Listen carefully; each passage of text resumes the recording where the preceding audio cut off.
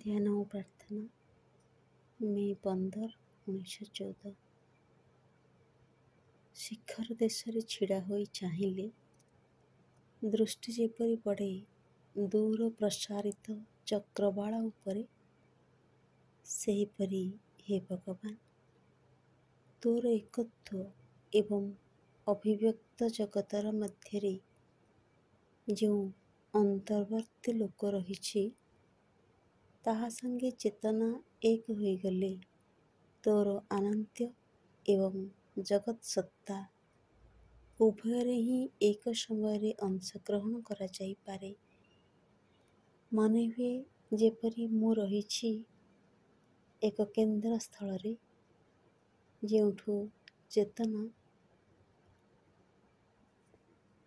ତୋର ସାଫଲ୍ୟମୟ ଶକ୍ତିରେ ପରିପ୍ଲୁତ ହୋଇ ତୋ ପ୍ରେରଣାର କିରଣମାଳାକୁ ଏହି ନିମ୍ନତମ ଯନ୍ତ୍ରଟି ଉପରେ ଢାଳି ଦେଉଛି, ଯାହାକି ତାର ଅନ୍ୟାନ୍ୟ ସହଚର ଯନ୍ତ୍ରର ଠିକ୍ ମଝିରେ ଚାଲୁଛି।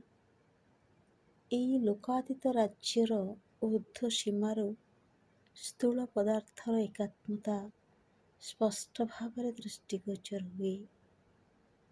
ତେବେ ବି ଯେଉଁ ଦେହ ଜଡ଼ର ଆୟତନରେ ଏକ ବିଶେଷ ଯନ୍ତ୍ର ହୋଇ କାର୍ଯ୍ୟ କରେ, ତାହା ଅତି ସ୍ପଷ୍ଟ ଓ ପରିଷ୍କାର ହୋଇ ଏହି ସମଗ୍ରତାର ମଝିରେ ଏକ ତେଜମୟ ବିନ୍ଦୁ ରୂପେ ଦେଖାଦିଏ।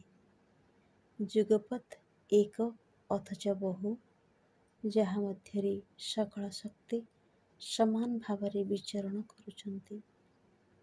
ଏହି ବୋଧ କାଲିଠାରୁ ଆଉ ମୋତେ ଛାଡ଼ି ଯାଇନାହିଁ। ଏହା ମୋ ମଧ୍ୟରେ ସ୍ଥାୟୀ ଭାବରେ ପ୍ରତିଷ୍ଠିତ ହୋଇଯାଇଛି। ବାହ୍ୟ କ୍ରିୟାବଳୀ ଦେଖିଲେ ମନେ ହୁଏ ସବୁ ଯଥାପୂର୍ବ ଚାଲୁଛି, କିନ୍ତୁ ସେଗୁଡ଼ିକ ଭିତରେ ଆସିଛି ଏକ ଯନ୍ତ୍ରଚାଳିତ ଖେଳନାର ଧାରା।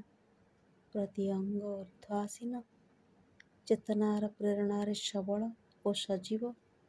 ସେଠାରେ ନାହିଁ ବ୍ୟଷ୍ଟିବୋଧ, ଅଛି ବିଶ୍ୱସତ୍ତା, ଅର୍ଥାତ୍ ସତ୍ତା ତୋର ପରମ ଏକତ୍ଵ ଭିତରେ ସମ୍ପୂର୍ଣ୍ଣ ବୁଡ଼ି ଲୀନ ହୋଇଯାଇ ନାହିଁ।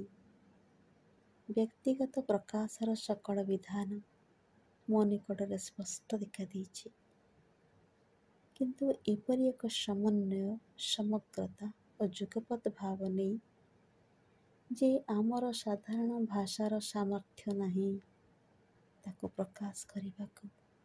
ମା।